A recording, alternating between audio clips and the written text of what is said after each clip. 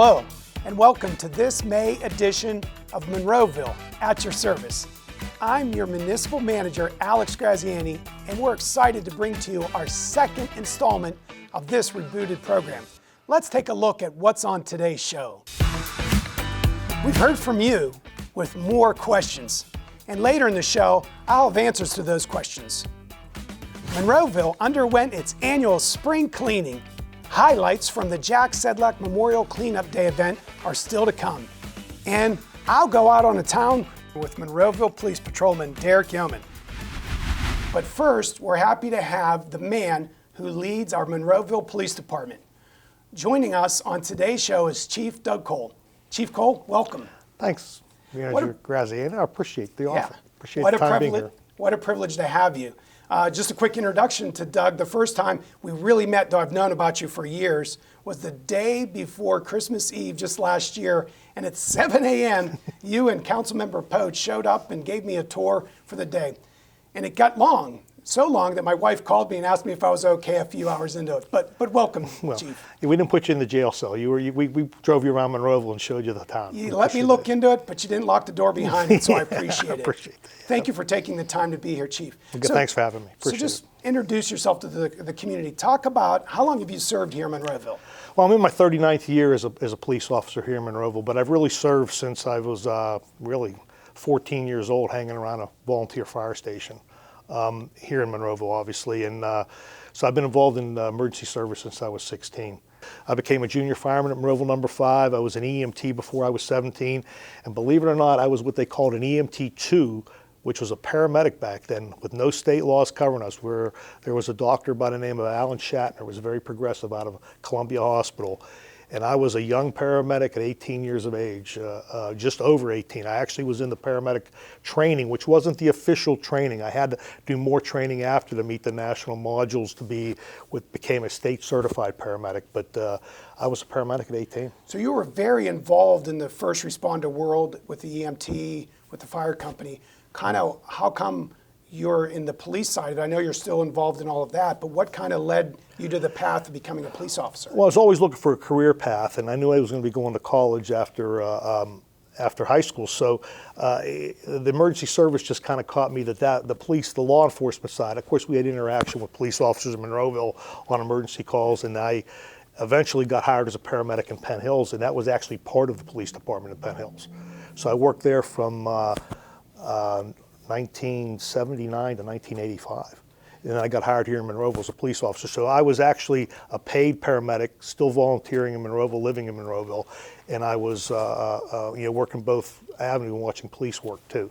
So it was always an interesting thing that I wanted to do. But in the same token, I went to school at night for law enforcement and administration of justice. Started at Boyce, ended up at Pitt to get my bachelor's degree. So I did that at night school while I was working full time. That's wonderful. So next year will be your 40th anniversary here at the municipality. Talk a little bit about what the Monroeville Police Department is today. Well, when I got started, in 1985, when I got hired in Monroeville, which was a dream come true, we were just going under a little bit of a transition. We only had like 28 guys at the time, 29, and we were just starting to make hiring trends as we went all through the 80s and into the 90s. We hired 15 at one time in the early 90s. So that got us up to that 50 category, 56 category. So I watched the department kind of really grow. We were starting to see, the mom and pop farm community that we were at one time, we were no longer. And certainly, Route 22, in the Turnpike and the Parkway and everything associated with the highways, we started to see a different crime level. Do you have an idea, like how many calls we do a year, kind of some of the statistics? Last year in 23, we did close to 19,000 calls for service. Wow, 19,365 days. That's that includes traffic stops thrown in there and some self-initiated stuff, and 19,000 calls for service. To be exact, it was 18,973. And what's amazing is when you talk about the calls, we receive the calls here, huh?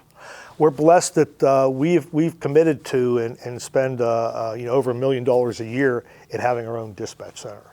One of the advantages of a dispatch center locally, not to take anything away from the county 911 and what they do, they took a lot of smaller communities and gave them a real professional dispatch. Our local dispatch just provides us with a local flavor. It also puts us in a position where we have people in the building 24/7, even though the police department's obviously open 24/7, but they're out patrolling and doing that, doing other, handling calls for service. We're able to have people in the building and have the building occupied with at least 2 people 24/7. I've had the chance to listen to some of the calls after an incident has happened, and whether it was helping somebody to administer CPR with a cardiac arrest or in a situation dealing with mental health, it's remarkable the level of training and the composure that the call takers, the dispatchers have here in Monroeville. Very impressed with their level of professionalism. You're 100% correct. They do a great job. And they do as well as, they're trained at the same level as the county. And one of the things, we're the only, I believe there's 7 left in Allegheny County that have their own dispatch, 7 or 8. Don't hold me exactly to the number, that's been changing. But we're the only one that do full service. We dispatch police, fire, and EMS. Most of the other agencies that have their own dispatch will just be police only, or police and fire only, or just EMS only, actually. But we're the last one. I think we are the last one in Allegheny County. Well, that sounds like an advantage because of the cross level of first response that's often required at various calls. It does let us allocate our resources a little bit better. So going back up like at a 30,000-foot view, when you think of the goals of the department, and you want the public to understand here in Monroeville what your goals are, how would you articulate those? Well, my goals currently, the big push this year is to get accreditation through the Pennsylvania Law Enforcement Accreditation Commission. That's what we're pushing to get done here. We've kind of been doing that all along. It's just a matter of making sure that we got the paperwork and we're documenting it correctly. That's what we're seeing that we're doing here. So accreditation's about best practices, public safety, absolutely. And how to do it right? Pennsylvania, obviously, it's been around for a few years now, probably a decade and a half. But and of course, there's a national accreditation too called CALIA, but we're doing what they call PLAC, Pennsylvania Law Enforcement Accreditation Commission. And what it is best practices across the state and at state level, where we're trying to make sure that we document the things appropriately that we need to document, from use of force to prisoner transport to pursuit driving, making sure that we're doing the training. So our training has picked up dramatically. We're 4 times a year we're shooting, we're doing all kind of quals and different type of training with our firearms, with our less lethal, all the stuff that goes with that. So when you look at our training that we've had to do and what the officers have to know, and of course the technology then throws it on top of that, it's dramatically different than when I started. And hearing you talk, obviously for a person who's getting near their 40th anniversary, the past 6 months have been really challenging, maybe the most challenging of your entire year of service. For the first time in Monroeville PD's history, we've had an officer shot, but not only one who was shot in the line of duty, thankfully surviving, but 2 who was shot in the line of duty, and again, we are thankful for his recovery. Talk a little bit about that as chief. What was that like for you and for your team to experience that kind of trauma? Well, it was obviously different. It's my first time in my career. Now, sadly in my career, I've been involved with other departments that have actually lost officers. But certainly to have it in your own department, it was a different experience. I mean, I am proud of all days, how the officers handled that, how taking the suspects into custody, everything that went along with that, from the investigation, which the county police assisted, at least in this county. One ended up in Westmoreland County, but the Westmoreland County detectives, how they did it, how they assisted it, how our officers assisted them because they had the lead agency. So we did all of that appropriately. The officers acted heroically in both events. I couldn't be more proud of them. I mean, they were just off the charts. Any department across the country, I'm sure any chief in the country would have been happy to have the officers act the way they did. My hat's off to both officers. I agree with you. The pride that we have in their response, in the textbook, best practice, how they handled the situation was amazing. And even the community's response after it was off the charts. We have that blue light project where people put blue lights up to show the support. We had signs. I mean, we tried to keep it on the low key as much as we could because we were trying, hey, it is part of the job. It is a risk that we know we have. But again, the officers just did an outstanding, all the officers, the ones involved in making the arrests after the fact, the officers that were involved, one was a pursuit. They all did just an outstanding job. And thank you, and for your leadership, and thank them for their professionalism. Turning the corner towards the citizens at home, what can people do in Monroeville to keep themselves safe as you try to keep them safe? Well, I mean, well, certainly one of the issues that we see, I always want to talk about the violent crime, not that we haven't seen an increase of it, we certainly have, as you look over the past 5 years or so. But the real truth, I say Monroeville's known for two things in law enforcement: retail thefts and vehicle crashes. Okay? They're one of the two of our big. Now we're seeing, again, I'm not trying to minimize that we are seeing some other more violent domestics. Certainly, when you're looking from a safety standpoint, you want to make sure you secure your belongings. You don't leave items open in cars. You don't leave your cars unlocked. You don't leave weapons in your car unlocked. You don't leave your keys in the car. You don't leave your fob to start the car. And if they see something, we have a dispatch, call. Absolutely. If they see something, call us. Make sure that you let us know, because even if it's a minor thing, we'll send them. You never know, it might be something we have other information. That's one of the things, again, about a dispatch. It's really what they call a fusion center. There's been technology that we've been putting throughout the municipality over the past really decade.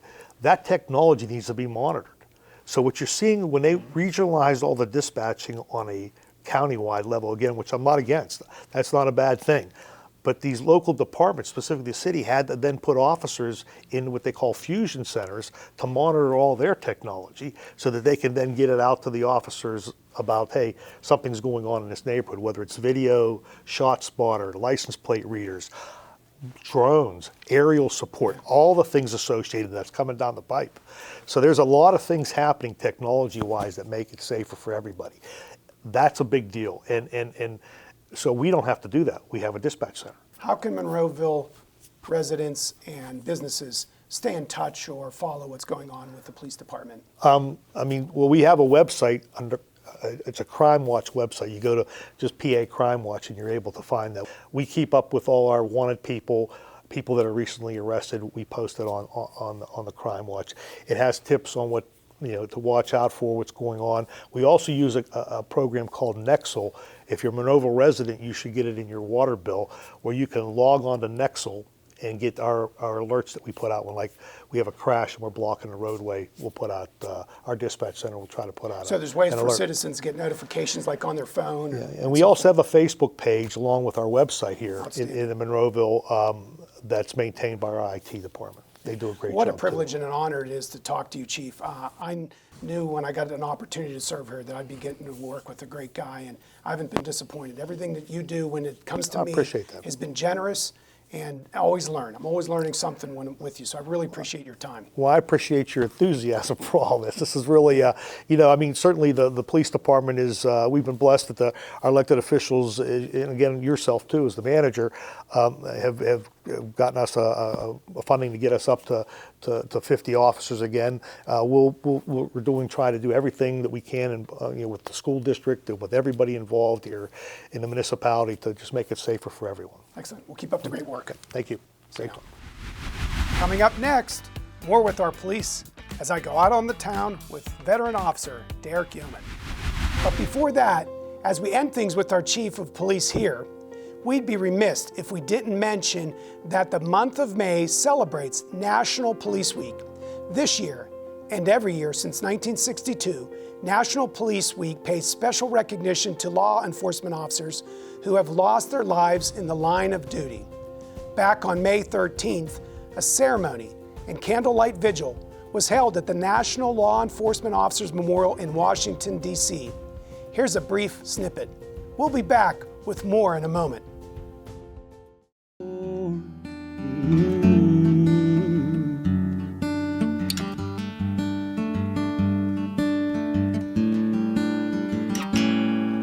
I'm a father, I'm a son, I'm a Holy Ghost lover. A 911, I got your back, brother. No matter what, I show up. There's a heart beating fast under all this blue.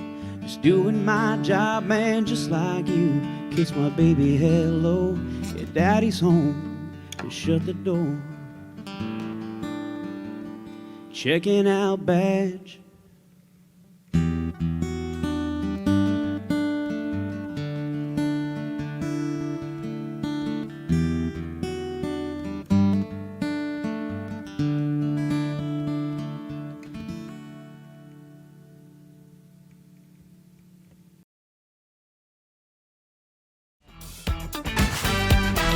Hey, this is Alex, your municipal manager out on the town with 17-year veteran Derek Yeoman. Hi, Derek. Hello. And Robbie Ratcher. How you doing? We're out to do a segment to see a little bit of what these guys are doing in the community to protect and serve. So let's jump in the car.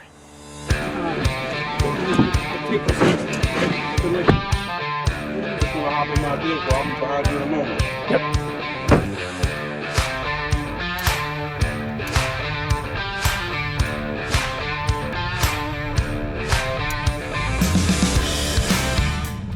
So like I said earlier, I'm here with Patrol Officer Derek Yeoman and Robbie Ratcher. Robbie's a new hire, just joining the Monroeville Police Force recently, about a couple weeks ago, Robbie? Yep. And it's exciting because, you know, both of you are involved in the career of really fulfilling part of Monroeville's major mission, which is to protect people and property. So I'm thankful to get this chance with you all in the car today. Derek, you've been here for 17 years, Yes. correct? Yes, And, long time. Did you serve in other police departments before you got here? Yeah, I worked part-time in a couple small departments, and then I was in Harmer Township part-time for about 2.5 years, then I was full-time for 5 years there before I got hired out here in Monroeville. And talk a little bit about serving here in Monroeville. What was it like going from the 3 departments to one of the largest departments here in Allegheny County? It was a big change. The departments I started working in, I was the only person on duty at any given time. I didn't have any partners, any backup. I had to rely on neighboring communities. And then I started working out here where we have at least 5-6 guys working a shift. I think 4 times the size of the biggest department I worked in before coming here. Yeah, and so what's that like? I mean, every day you're coming into work and you have assigned territories, correct? Yeah, we have you're usually in a different patrol zone every day. And today you're doing training. Yes, I'm a with field training officer. So what's that like in Monroeville? A new person comes on, do they spend a couple days, a week? How's it work? They actually spend a month on each shift, riding in the car with somebody, and then they spend another month on each shift individually, total of 6 months. But the second half of it, they're in a car by themselves, and their field training officer kind of shadows them. And it's like a probationary period as well, right? Correct. Not to make you stress, Robbie, but it's like, you know, part of it is not only to give the training, but to really test the fitness of the individual to make sure, you know, they're really ready to serve and protect here in Monroeville. Yes. So you're doing evaluations throughout. Yeah, as an FTO, after each shift, I complete a daily evaluation that I give to Robbie here, the trainee. And then they hold on to them until the end of their probationary period.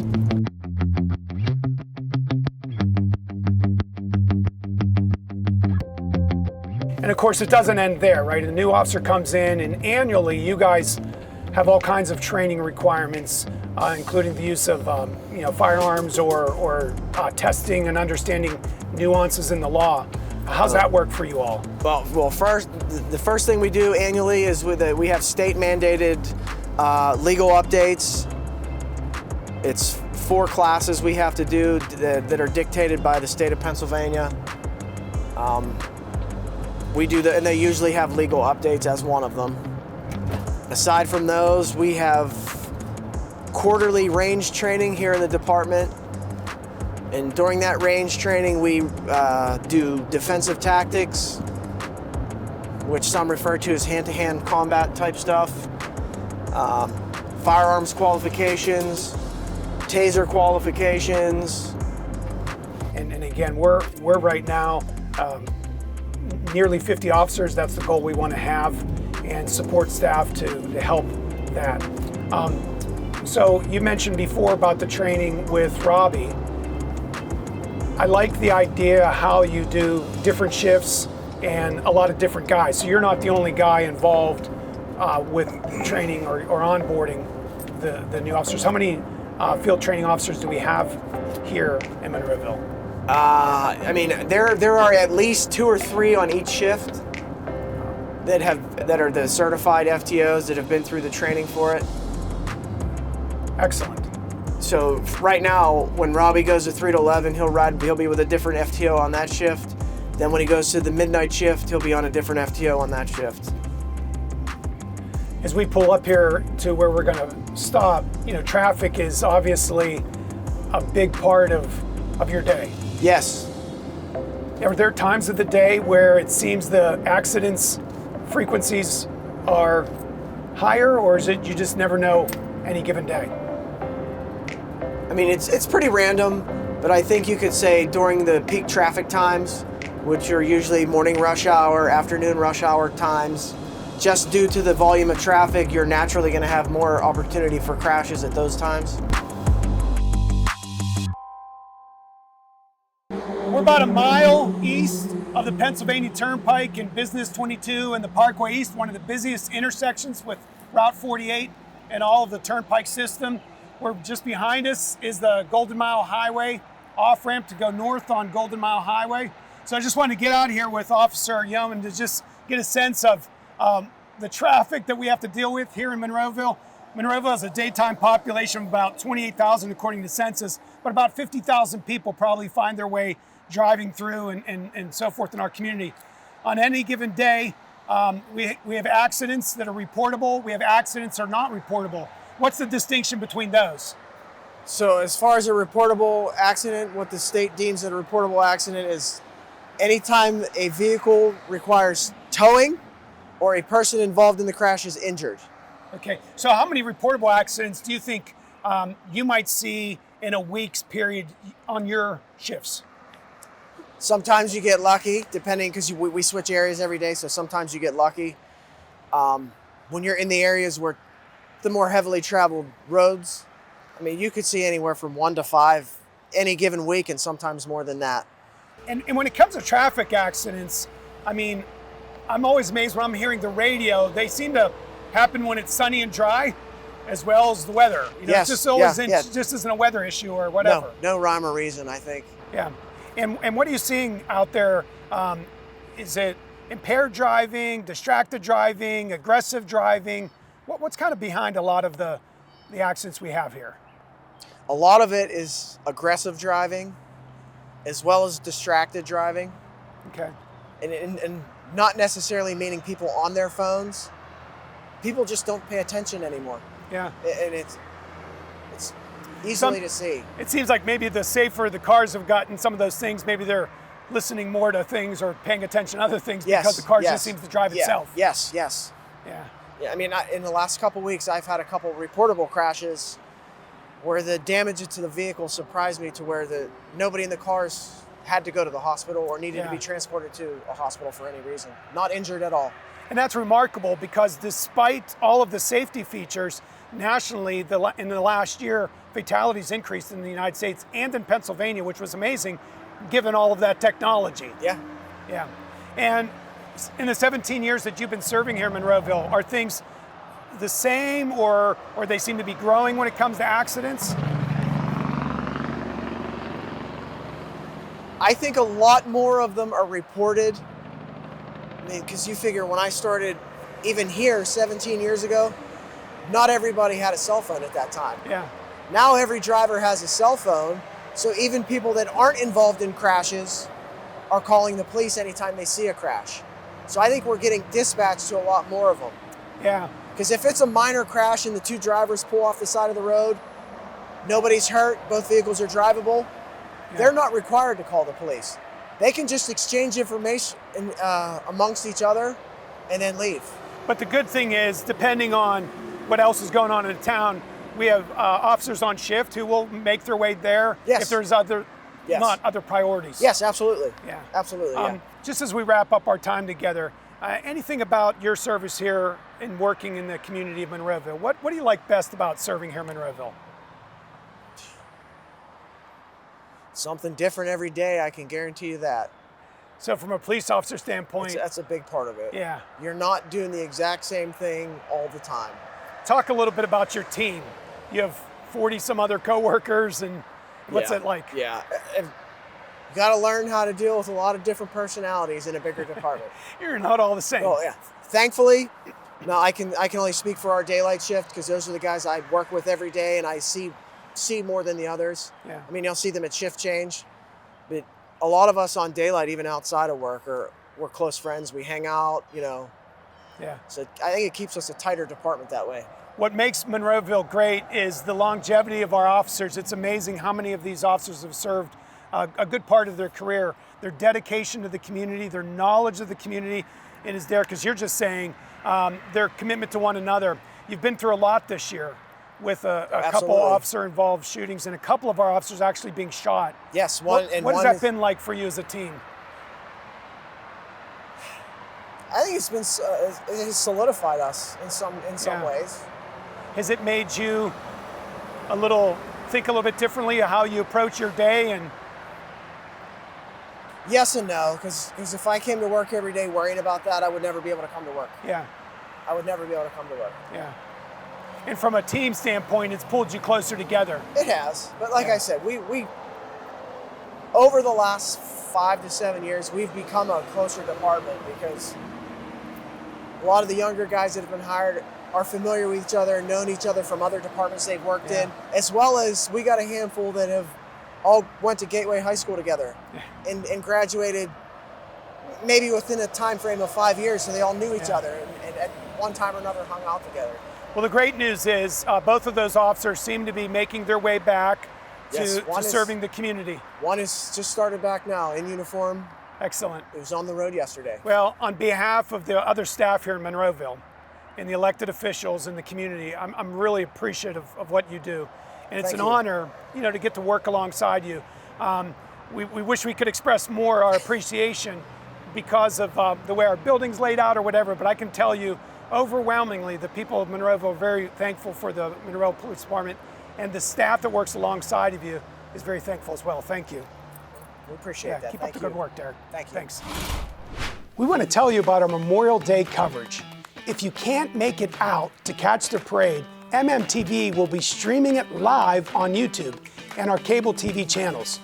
Following the parade, be sure to stick around for Memorial Day ceremony from Crossroads Cemetery, also live on MMTV.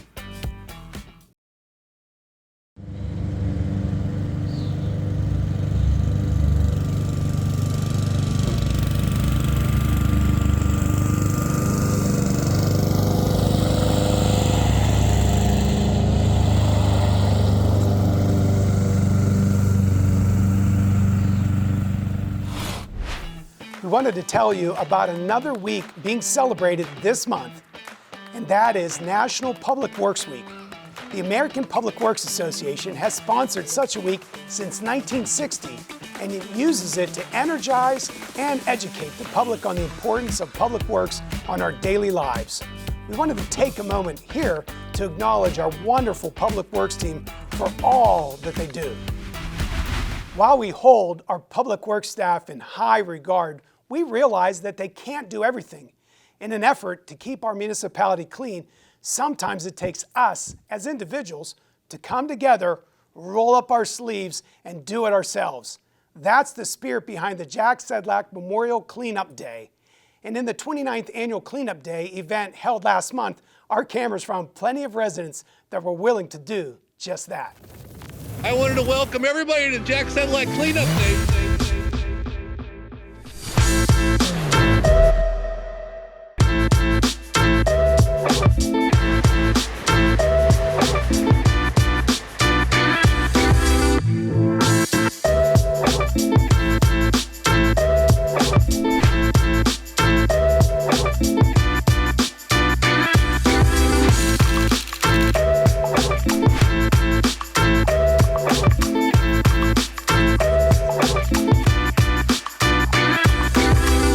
Fabulous day for Monroeville.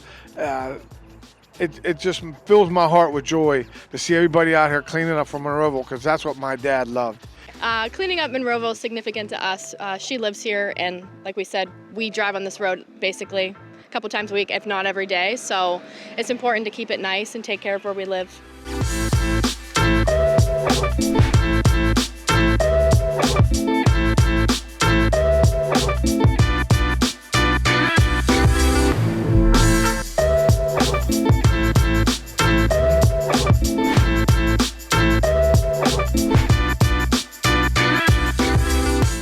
Hey, this is Alex Graziani, the Monroeville manager. So excited to be here at my first Jack Sedlak cleanup day. It's an amazing event, the 29th annual event. There were tons of people here, awesome prizes, and most importantly, doing a great job cleaning up Monroeville. What an event. So thankful for all the people putting it together. This is what community is all about. Awesome.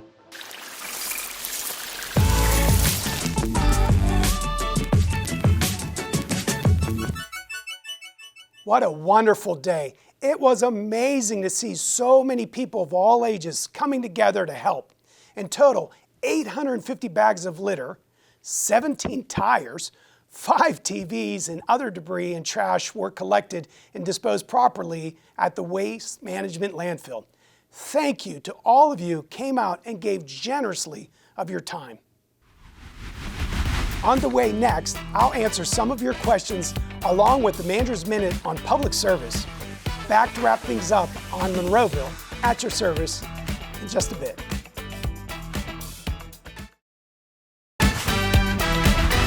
Welcome back to Monroeville at your service. Time for the portion of the show where we get to hear from you. You ask the questions, and I'll do my best to provide the answers right here on the show.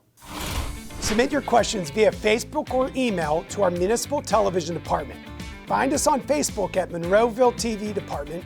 You can send us direct message there. You can also email mmtv@monroeville.pa.us. Let's get into it. Our first question this month comes from Tamara. She asks, what can the municipality do about helping neighborhoods with a cat problem? And adds, about 5 to 7 cats are living in my backyard and they multiply annually. She says she's in the Park Forest neighborhood. Well, Tamara, I'm glad you asked the question, and quite frankly, it's a hard question to answer because Monroeville really doesn't have the resources to deal with all of the wildlife and animal issues in the community. We do have an animal control officer who is quite busy, and on our website, you can find out information about the situations that you could utilize the animal control officer. I can tell you this, if an animal is a problem like within your house or causing a danger or concern issue to you, please call the municipality and the animal control officer will make arrangements to get out there either immediately if it's during the daytime hours during the business week or overtime hours on the weekend under certain circumstances. The answer of feral and stray cats is complicated. Feral cats, first of all, are those cats that are wild, so to speak. You won't likely see them in your neighborhood. They're nocturnal, they're quiet, they're not looking to interact with humans, and they kind of keep to themselves. Stray cats, on the other hand, are likely cats that are homeless, if you could think of it that way, who have been in a house and are likely to be approachable to you and are willing to be fed by you and will vocalize. So there's a little bit difference. Both of them, however, can be kind of dealt with in the same way. Not the municipality, but private nonprofits in the Allegheny County region do have capture, spay, neuter, and release programs whereby homeowners like you could capture these animals and have them be spay or neutered and then release back out into the community, control the pet population that way.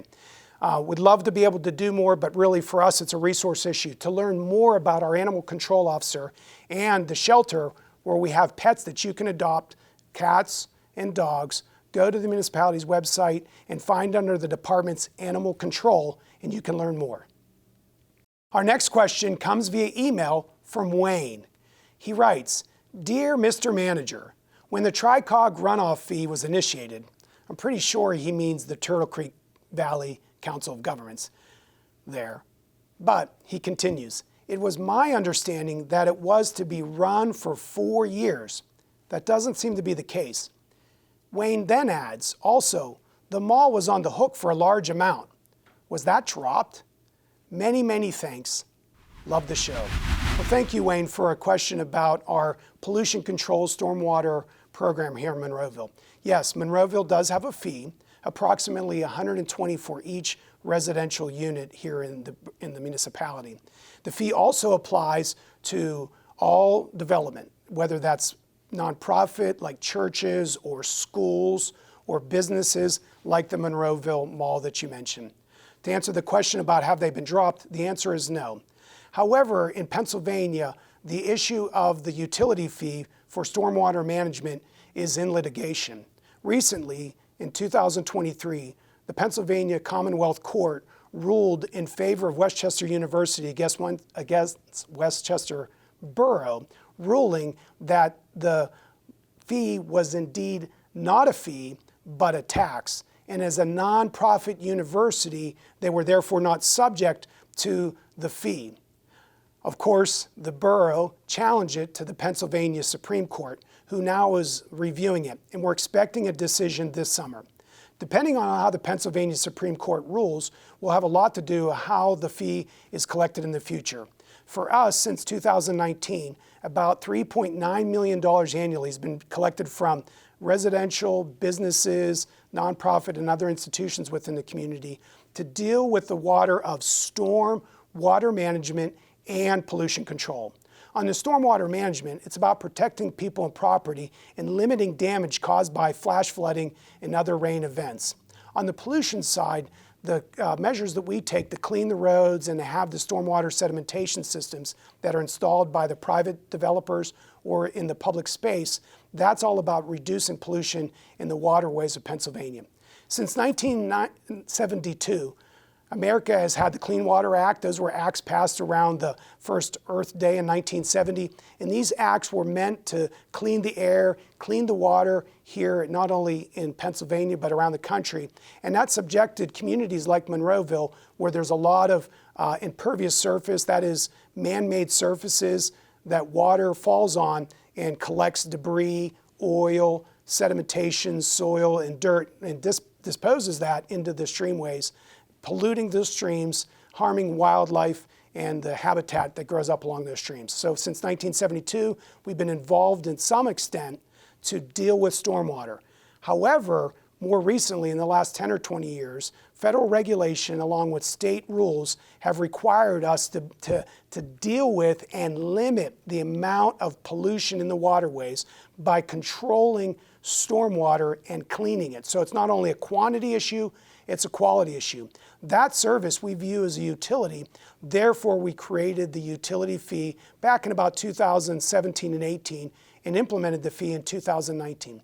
As I mentioned earlier, each unit, residential unit in municipality is charged approximately $10 a month, that'd be $120 annually, for stormwater runoff and pollution controls.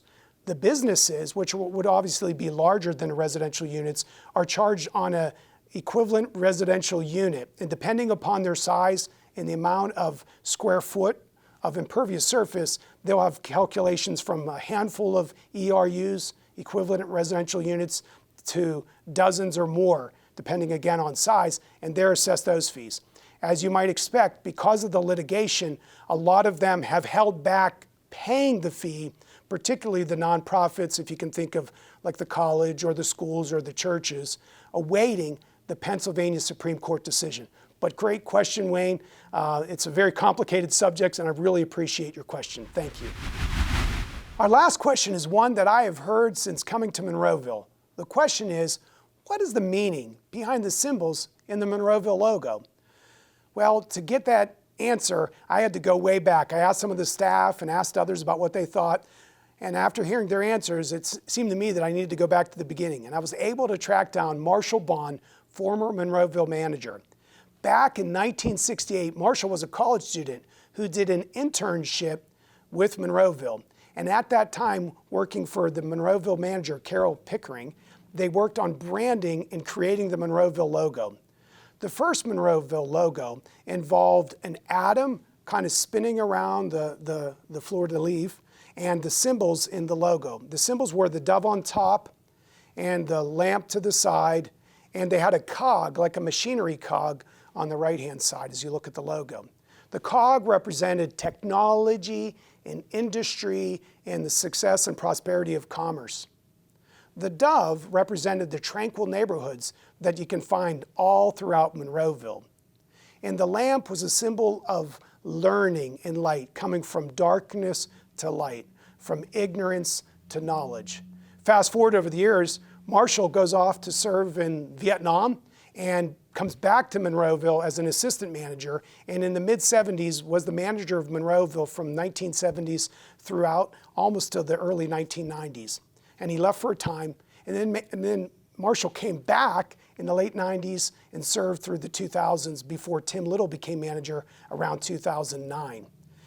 During that time, the logo changed a couple of times, including the color scheme for the Monroeville at the bottom, and the symbols themselves changed. The atom symbol that I mentioned earlier changed because the predominance of the Westinghouse in the nuclear technology and research had changed, and it was no longer a part of our community, so that was removed. The cog was replaced with a grain leaf symbol, and that was a representation, again, of prosperity, and it also, for many, harkens back to the agricultural nature of our community. Remained, of course, is the dove on top, symbolizing our tranquil, peaceful neighborhoods, and the lamp representing knowledge. And if you can think about the importance of the Gateway Area School District and the Boyce Community College campus here we have in Monroeville, we have much dedicated to bringing ones from ignorance and the darkness and into knowledge, into the light. So with that, I hope that helps you better understand what the symbols mean behind the Monroeville logo. That's all our questions for today. Don't forget, you can get involved in our show by submitting your questions to our Monroeville Municipal Television Department via Facebook or email. The information is displayed here. We'd love to hear from you.